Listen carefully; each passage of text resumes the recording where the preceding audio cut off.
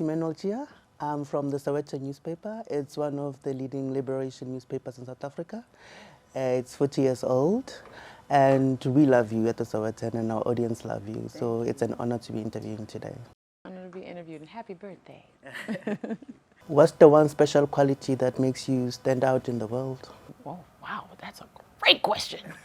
I'd say my special quality would be my authenticity. I don't feel the need to bend anymore. I stand in my skin, in my cape. I stand with knowing that there's only one me and I don't have to compare myself, for sure.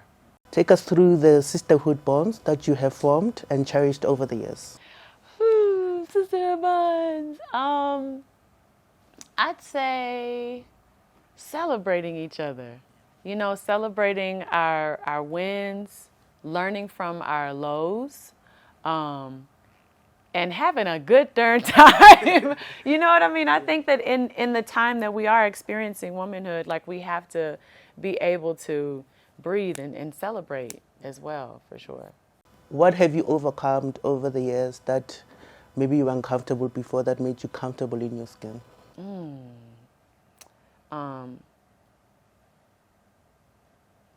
Comparisons.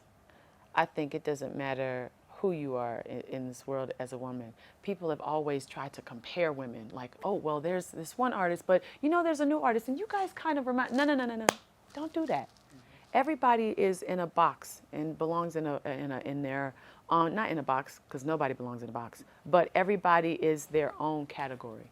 It's not like they have to be anybody else. It's not like anybody has to compare them either, because one, their fingerprints are different. Their DNA is different. Respect them as such.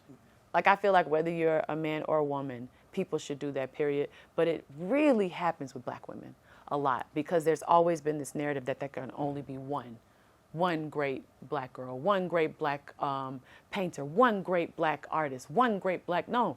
It's room for everybody, especially now. Social media, like, and I think that we have to all allow each other this space to be the best versions of ourselves, and we can celebrate that with everybody. It's space for everybody. There are no rules. What advice do you have for young women in regards to being their authentic self? Know what that is. You have to know what that is, your authentic self. When I say your authentic self, like, know what your qualities are, know what your strengths are, know what you bring to the table. That way, when you get out into the world, nobody can tell you who you are. You're like, that. If they give you a label that doesn't quite fit you, like, I don't wear that. Don't give that to me. Mm-hmm. Don't give your insecurity to me.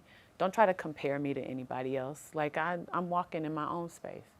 Mm-hmm. So yeah, that. And I'd say, walk in being independent. Okay. Walk in knowing, like, your journey. You don't have to,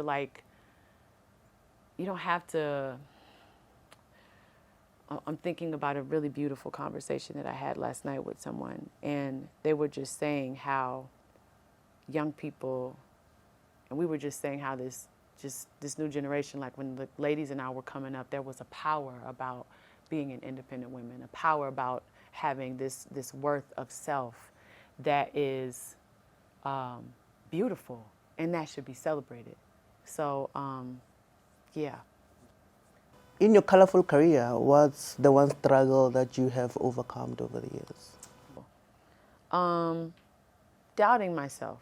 Mm-hmm. There's been several times where I have doubted myself, and there's been several times where I've been put in a position to figure it out quick. And when I was, like, actually, like, in the moment struggling, the opportunity would present itself, and I figured it out quick. And I also figured out, I was like, wow, you smarter than you thought. Like, how dare you actually have this moment where you were like, I don't know what I'm doing. And you're panicking instead of actually, like, trying to pace yourself in the space and figure it out. And ask questions. I think that sometimes there's, like, this thing where people don't want to ask questions. There's no question that's not a great one. It can be the most simple thing ever. If something looks like it's red, but it's like a little bit more orange than it is red, and you might be just a hair colorblind. You can ask the question, what is this? You know what I mean? What does this look like? What does this feel like? You know, ask yourself all the questions to get to the answer. Nothing wrong with that. What has been the biggest lesson? Biggest lesson. Whew. The biggest lesson would be trusting my instincts.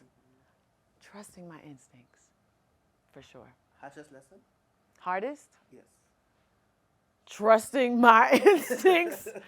Because, you know, sometimes you think like, well, where am I thinking from? Am I thinking from this place of insecurity? Am I thinking of this place of, well, maybe do I trust this person? Like, you're thinking so many things, and it's just like, breathe, reboot.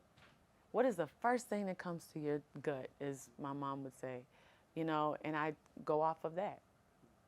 And sometimes, most of the time, all the time, I'm like, dang, I was right. Yeah. I was right about that person. I was right about that decision. You're smarter than you think. What advice would you give to your younger self first coming into the industry?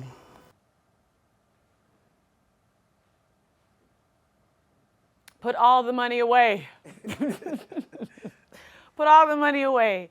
And you don't have to try to, gosh, so this specifically when it comes to money, I would say invest wisely, ask questions to people who are doing things that you want to be doing. Ask them questions and invest. Mm-hmm. You don't have to wear the next designer this. You don't have to try to keep up with nobody. Find your own style, go there, and always buy classic pieces.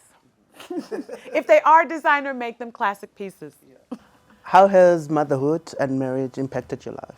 Oh, motherhood and marriage is grounding for me. Marriage for me is me continuing to grow as strange as it sounds, like it actually gives me something as an individual too, because I did grow up without my father. So it's like learning how to love this man respectfully, beautifully, functionally, and communicating. And motherhood's like, you can see all the back of my mouth when I smile. Like my family is my everything. My family is my everything. On a lighter note, what are some of your beauty tips? Beauty tips would definitely be water. Okay. I drink a ton of water. I am really a stickler about my skin. I do not go to bed with makeup on. Okay. And as my dear friend Serena Williams would say, moisturize, moisturize, moisturize. In wrapping it up, you've been to South Africa a number of times. So what do you love about this country, and what are your future plans? The people, specifically the women, because when we start talking, it's like it's like tennis.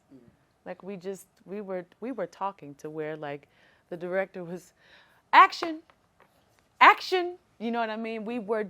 It was so dope. That was so dope to me, just to be able to just have all these conversations, and they were just going so many places, and we were also transparent. You know, it was beautiful. So I love that the most. And I've eaten quite well here. Okay. Quite well. And yeah, I just love the feeling of the city. I do. I love it here in Joburg. Thank you very much. Thank you. No problem.